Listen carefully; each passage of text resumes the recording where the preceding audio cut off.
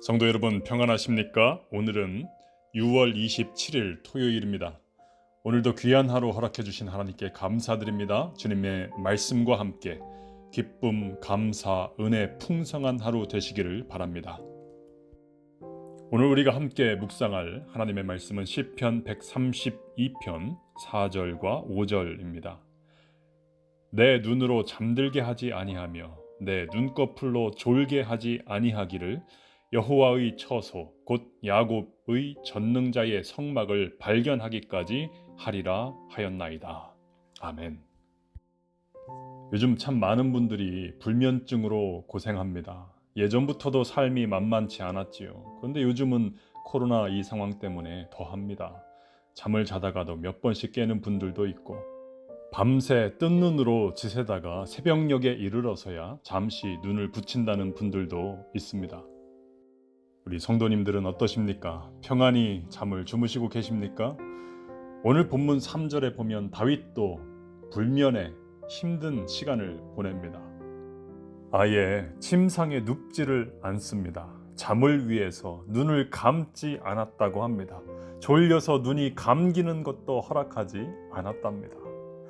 다윗의 인생에는 어떤 대단한 고민이 있었기에 이런 불면의 밤을 보내고 있는 것일까요? 여러분, 왕이라고 대단한 존재가 아닙니다. 왕도 고민합니다. 가진 것이 많을수록 고민할 것들은 더 많습니다. 당시의 시대를 한번 상상해 보십시오. 고대의 왕들이 고민할 것은 어떠한 것들이었을까요? 정치, 경제, 국방, 아니면 가정사 이런 것들 아니었겠습니까? 하지만 오늘 본문을 살펴보면 참 놀라운 것이 있습니다. 다윗의 고민은 차원이 다른 고민이었다라고 하는 것입니다. 차원이 다른 고민. 그가 잠을 이루지 못했던 원인은 하나님의 언약궤 때문이었습니다. 다윗이 왕위에 올랐을 때 그 언약궤가 어디에 있었느냐면 왕궁이 있는 예루살렘이 아니라 외진 시골 마을에 있었지요. 그것 때문에 다윗은 마음이 편치 않은 겁니다. 나는 이런 궁궐에서 편히 있는데 하나님의 임재의 상징인 언약궤가 시골 구석에 있구나. 그것만 생각하면 잠이 오지 않습니다. 빨리 언약궤를 예루살렘으로 모셔오고 싶었다라고 하는 것이죠. 오스왈드 챔버스 목사님의 베스트셀러죠. 주님은 나의 최고봉이라고 하는 책에 이런 내용이 있습니다. 하나님을 불신하면 염려가 들어온다.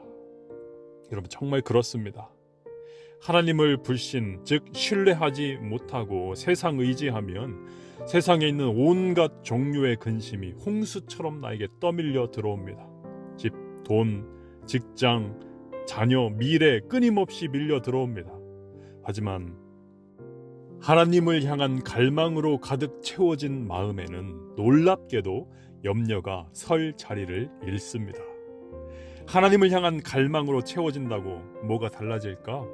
많은 것들이 달라집니다. 하나님께서 주목하는 인생이 되고요.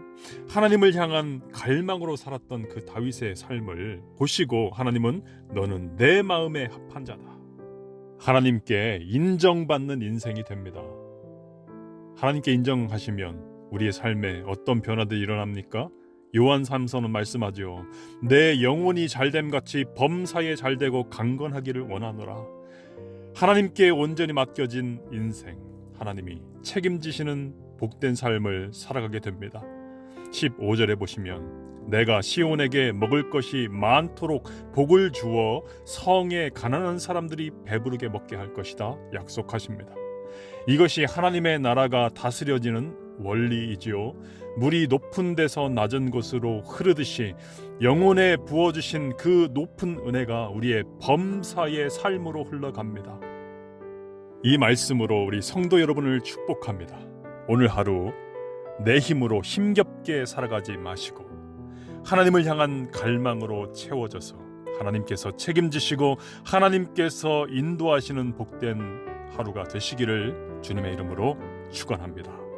기도하겠습니다. 하나님, 내 안에 있는 인간적인 모든 힘을 빼게 하여 주시고 오직 주님 주시는 능력으로 채워져서 오늘 하루 믿음으로 승리하는 인생 될 수 있도록 인도하여 주옵소서. 내 영혼이 잘됨 같이 범사에 잘되고 강건함을 입는 복된 하루 되게 하여 주옵소서. 다윗이 가지고 있던 그 하나님에 대한 그 갈망이 오늘 나에게도 가득 넘치는 하루 되게 하여 주옵소서. 예수님의 이름으로 간절히 기도하옵나이다. 아멘.